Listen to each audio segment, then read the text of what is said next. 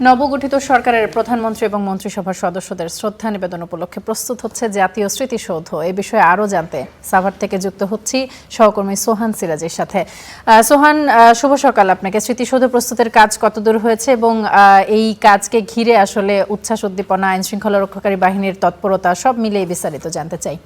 তামান্না, আপনাকেও শুভ সকাল।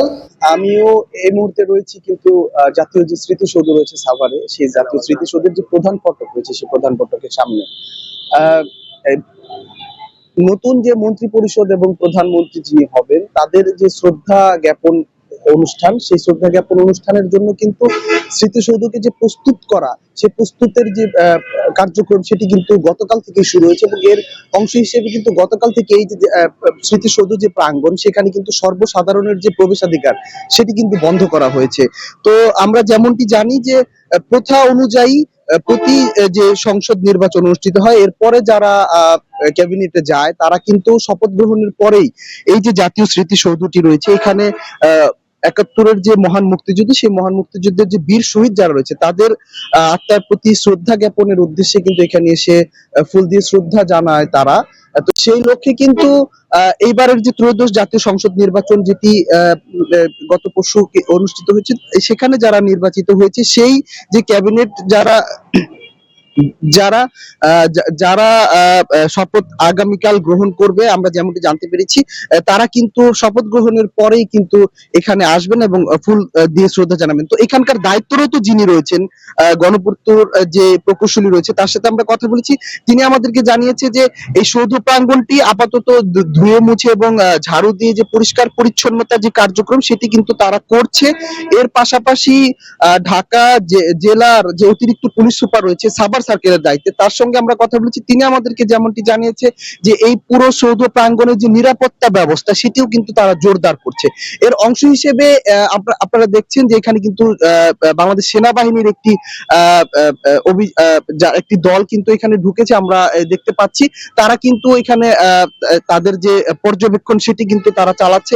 এর পাশাপাশি ডগ স্কোয়াড দিয়েও কিন্তু পুরো এলাকাটিকে কিন্তু যে তাদের যে নিরাপত্তা ব্যবস্থা সেটি কিন্তু তার পর্যবেক্ষণ করছে। এর পাশাপাশি সিসিটিভি ক্যামেরাও কিন্তু স্থাপন করছে এবং গতকাল থেকে সাধারণ দর্শনার্থী যারা রয়েছে তাদের জন্য কিন্তু এখানে সৌধ প্রাঙ্গণের যে প্রবেশাধিকার সেটি কিন্তু নিষিদ্ধ করা হয়েছে এবং শ্রদ্ধা নিবেদনের আগ পর্যন্ত কিন্তু এখানে কোনো ধরনের সর্বসাধারণের যে প্রবেশাধিকার সেটি কিন্তু বন্ধ থাকবে।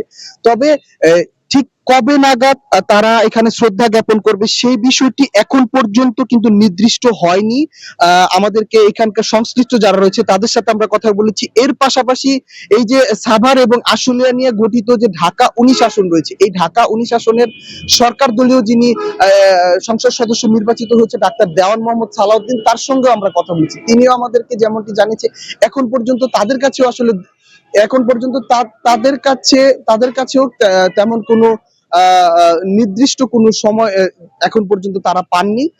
তবে এখানকার স্থানীয় বিএনপির যারা নেতাকর্মী রয়েছে তারাও কিন্তু প্রস্তুত রয়েছে এখানে নবনির্বাচিত যারা সংসদ সদস্য এবং প্রধানমন্ত্রী এবং মন্ত্রী পরিষদের যারা এখানে শ্রদ্ধা জ্ঞাপন করতে আসবেন তাদেরকে শুভেচ্ছা জানানোর জন্য। এর পাশাপাশি আইন শৃঙ্খলা বাহিনী সহ সকল ধরনের নিরাপত্তা ব্যবস্থা এবং এই সৌধ প্রাঙ্গণের সাজসজ্জার যে বিষয়টি সেটি কিন্তু সেই প্রক্রিয়া কিন্তু চলমান রয়েছে।